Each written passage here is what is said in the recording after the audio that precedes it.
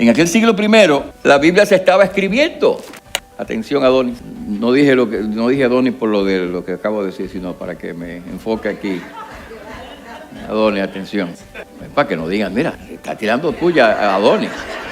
No le estoy tirando ninguna puya a Adonis. Se estaba escribiendo la Biblia. Los creyentes de esas comunidades leían, qué sé yo, la carta a los Corintios, pero no la carta a los Efesios, o leían la epístola a los Romanos, pero no podían leer la de los Gálatas, porque estas cartas estaban enviadas a ciertas iglesias específicas para que estos hermanos la leyeran. Y todavía más.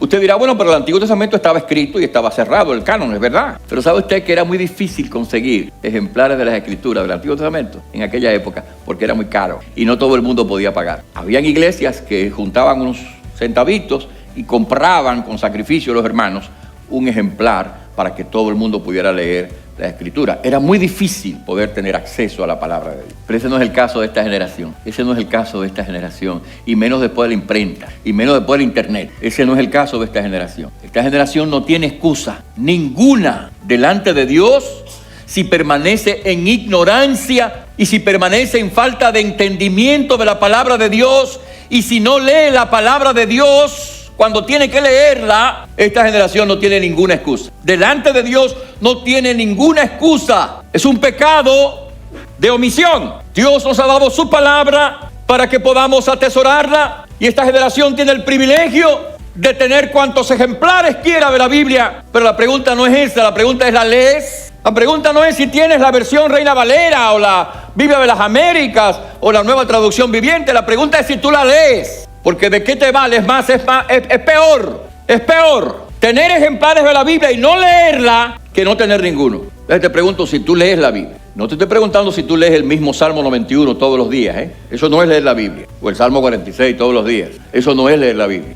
Te estoy preguntando si tú lees todo el consejo de Dios. Si tú lees toda la palabra de Dios. No hay excusa, Yo podría preguntar aquí, lo voy a preguntar, pero no quiero que me respondan. No quiero que me levanten la mano. Tengo el deseo de decir eso, pero no lo voy a decir. Yo voy a preguntar, pero no me levanten la mano. ¿Cuántos han leído la Biblia en esta iglesia que está aquí sentada? Y la que está en su casa viendo.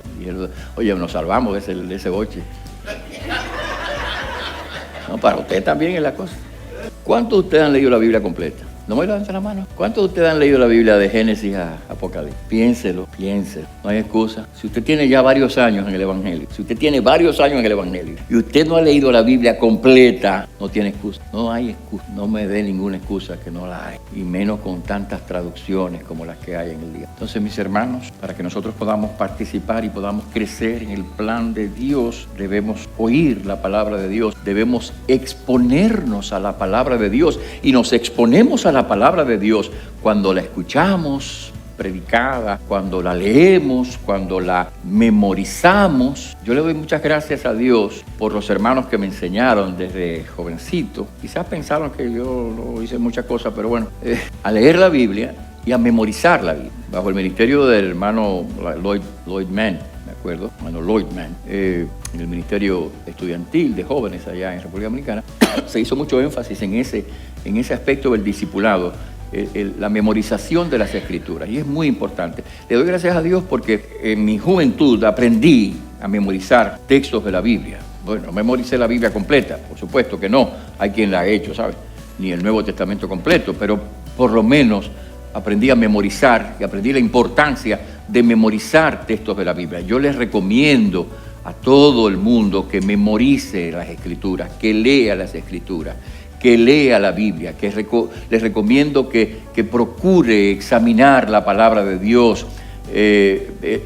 La Biblia dice: bienaventurado el varón que no anduvo en consejo de malos, ni estuvo en camino de pecadores, ni en silla de escarnecedores se ha sentado, sino que en la ley de Jehová está su delicia, y en su ley medita de día y de noche. Será como árbol plantado junto a corrientes de aguas, que da su fruto a su tiempo y su hoja no cae, y todo lo que hace prosperará. Memorización. Puedo seguir si quieren, pero no, voy a pararme ahí. Lo voy a dejar ahí. Pero ahí dice que es bienaventurado. Y es verdad que es bienaventurado. Óyeme, le voy a decir esto, después de Cristo, Cristo, la más grande bendición de la humanidad es Cristo. No hay otra cosa más grande. No hay nada más grande que Jesucristo. Y después de Cristo, lo más grande, la más grande bendición es la palabra de Dios. Por eso, entre paréntesis, aquellos que le negaron la Biblia a la gente por siglos, le están dando cuentas a Dios y se la van a seguir dando por haberle cerrado la palabra de Dios a la gente, para que la gente entendiera el mensaje de Dios. Aquellos que le decían a la gente, como le decía el cura de la iglesia de María Auxiliadora en Santo Domingo, República Dominicana, el cura del barrio María Auxiliadora le decía, porque eso lo decía mi abuela, ¿no? Yo no oí el cura nunca, pero fue a mi abuela que oí, que le decía que leer la Biblia volvía loco a la gente. Bueno, pues yo creo que los locos son los que no la leen. Los que se vuelven locos son los que no la leen.